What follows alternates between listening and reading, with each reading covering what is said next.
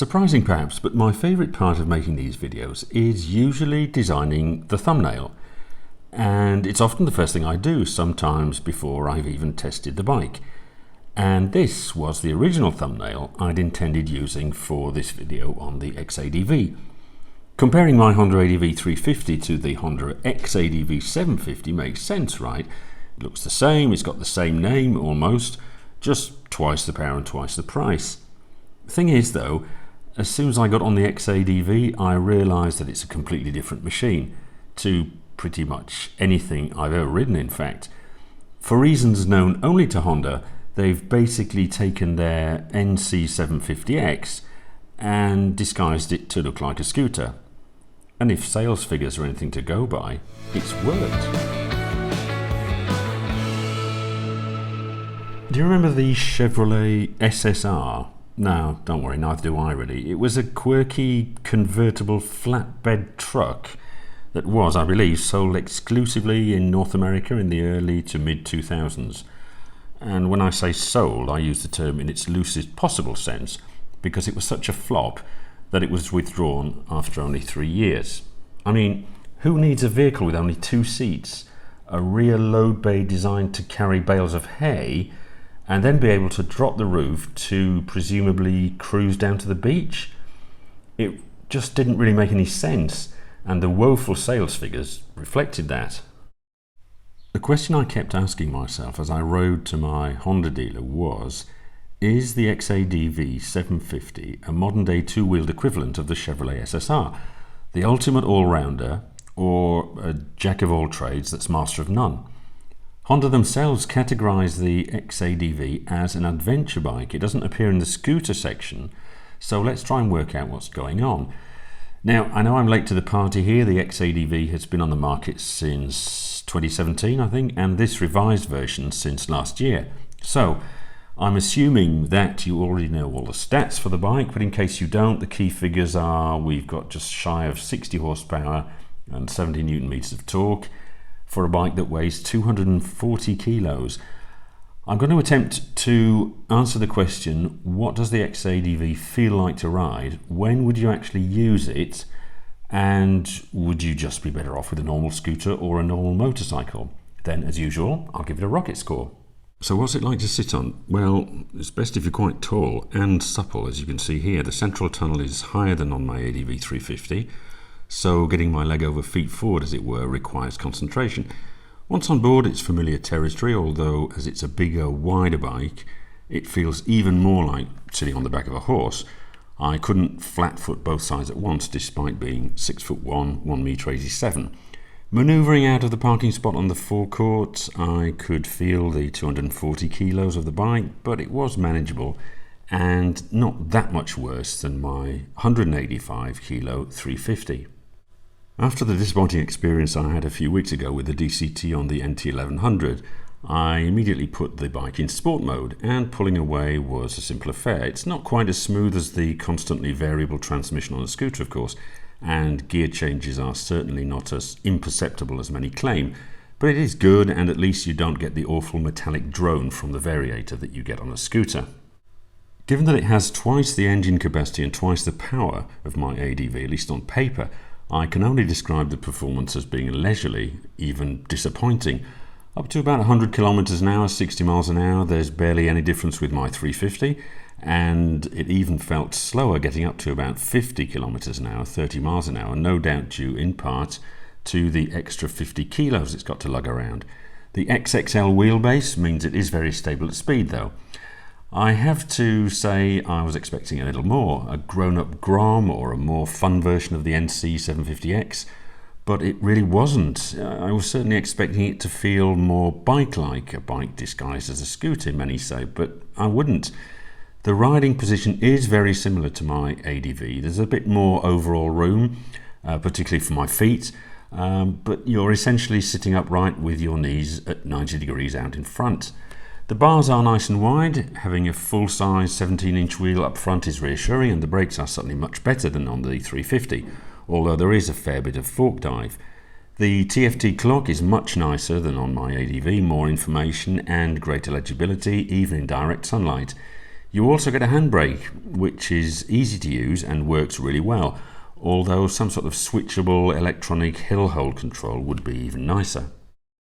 The seat is comfortable enough, but it did feel slightly firmer than on my 350. There seems to be plenty of space for a passenger, although I wasn't able to test this, and the rear foot pegs fold away nicely.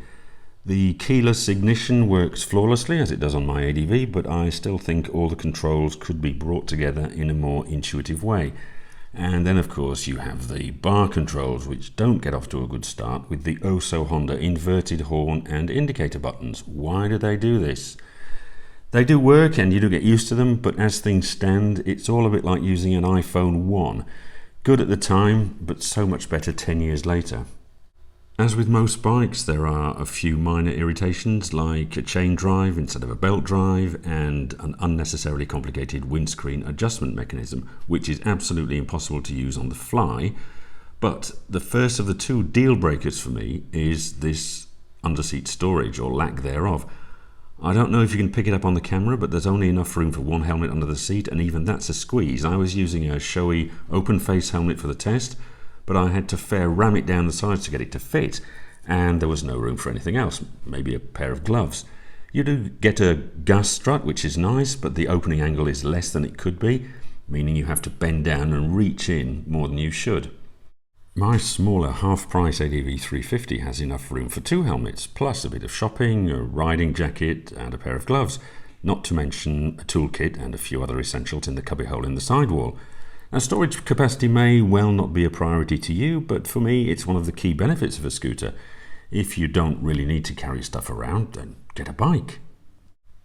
I like the X-ADV in the same way I liked the Royal Enfield Scram, slightly left-field, unpretentious bike that you could hoon around on without worrying about getting it scratched, or what people thought of you. A sort of giant Honda Monkey or Grom? Well, yeah, maybe, but the problem is the price, and this is the second big deal breaker for me. At 13,000 euros in standard form, it's twice the price of my ADV 350. And much more than that if you go for the adventure pack at 1,000 euros and the travel pack for another 2,000 euros. Fully loaded, we're looking at over 16,000 euros, or about 6,000 more than the NC750, which is essentially the same bike underneath. Now, that's very expensive for a toy. So is it a tourer? Well, if I was planning a cross-continent adventure and sticking with Hondas, which I generally do like, I would go for the NT1100. Scooter for nipping down to the shops. Honda do my ADV 350 at half the price and with twice the carrying capacity. Off-road, you've got the CB500X, again half the price, or proper off-road bikes like the CRF range. Sports bike, hardly. Roadster, don't think so. I have to say overall I was disappointed. For the price I was expecting a bit more fun, a sort of grown-up Grom or a funkier NC750X. A bike on the level of the NT1100 or Africa Twin, only less serious. Something that, as an owner of an ADV 350, I would recognise as a superior machine, a bit like when I first drove the BMW E39 M5 when my daily driver was the E39 530D. And I'm sorry to say, it didn't deliver.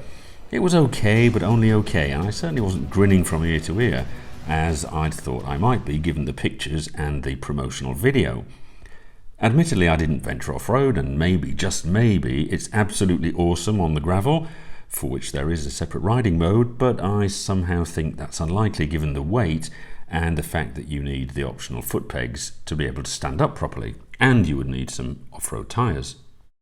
Is it better than the ADV 350? Yeah, I suppose so, a bit. It's kind of 5% better, but the problem is it's 100% more expensive, and that underseat storage kind of negates the whole look at me, I'm a hip urban commuter ethos. So why design it to look like a scooter? It feels too much like the NC750X, which would be fine if it were priced the same or a few £100 more. As it is, I just can't recommend it. If you want to go touring, get the almost identically priced NT1100, get the Africa Twin for adventuring, a CRF for off-roading, the ADV 350 for scooting around town, or even a little Grom if you just want something a bit different. In the same way that it could be said the ADV 350 is a funkier version of the Forza scooter with slightly better suspension and costing a couple of €100 more, the X-ADV is a funkier version of the NC750X, a practical but ultimately rather sensible bike that's saved by its bargain basement price. And therein lies the killer conclusion. If you're looking for an urban runaround, get the much cheaper and more practical ADV 350. If you want a proper big bike for longer distances, then get the NC750X. Oh, you'd kind of like to do both? Well, that's simple. Do just that. Buy both. Because you can buy an NC750X and an ADV 350 for the price of this X-ADV. So rather than being a two-wheeled Chevrolet SSR, a slightly silly but fun vehicle that's the talking point at your next bike or car social, the X-ADV fails to deliver on pretty much any level, coming across as an expensive mishmash of genres without the USPs of any of its rivals. That being said, it does sell, so I must have missed something, but throughout the time I was riding it, the same question kept popping into my head. What was Honda thinking? Anyway, to the RocketScore. Styling, well, this is always subjective, of course, but the X-ADV is at least divisive, which I like. It's not pretty, but not downright ugly, and I'll be generous and give it a 6. That is very generous, actually, but never mind. Quality, usual Honda build quality. The main components used, suspension, brakes, clocks, etc. are fine, but not outstanding. Well built, though, so let's go for a 7 out of 10. Engine, pretty much the same as the NC750s, tuned slightly differently apparently, but it still doesn't deliver much excitement. It is economical though, so let's give it a 5. Handling, safe, predictable, pity the rear wheel's only a 15-inch, but there's good grip from the tyres, but ultimately no better than either the NC or the ADV, so 4 out of 10. Comfort, feels very similar to my ADV 350, though the suspension is a lot nicer. It's marred by the toilet-like riding position, which as always is great for half an hour or so, but then begins to jar. So for me, the NC750 has the edge. 6 out of 10. The brakes seem to have a bit more bite than they do on the NC, and are certainly better than the single disc setup on my ADV. Other than that though, they're pretty unremarkable, so I can't go higher than a 5. What about for the commute? Well, this is where the X-ADV really loses out to its siblings, which offer as much or greater carrying capacity for a lot less money. You can commute on just about any bike, of course, but I think there are better alternatives out there, so only 5 out of 10. Value, the only bike here to score a 1 out of 10 for value, but I really didn't have any choice. If it were the same price as the NC750X, or even a few €100 more, then okay, I'd get it. But you can literally buy an ADV 350 scooter and an NC750X motorbike with the same engine and gearbox for the price of this X-ADV. Grin or fun factor? Well, I was expecting more. A Chevy SSR on 2 wheels, but it felt just like riding around on my ADV 350 with about 5% more legroom and a tiny bit more top-end power. It may offer some fun off-road, but it weighs 240 kilos and you'd need some less road-biased tyres anyway, so 4 out of 10. So pretty far down the list. It's not a bad bike, it's just not as fun and quirky as you think it's going to be, and was therefore a bit of a letdown for me. If you own an X-ADV and love it, call me out in the comments and let me know why. What have I missed here? Anyway, that's all for this video, so ride safe, and as always, thanks for watching.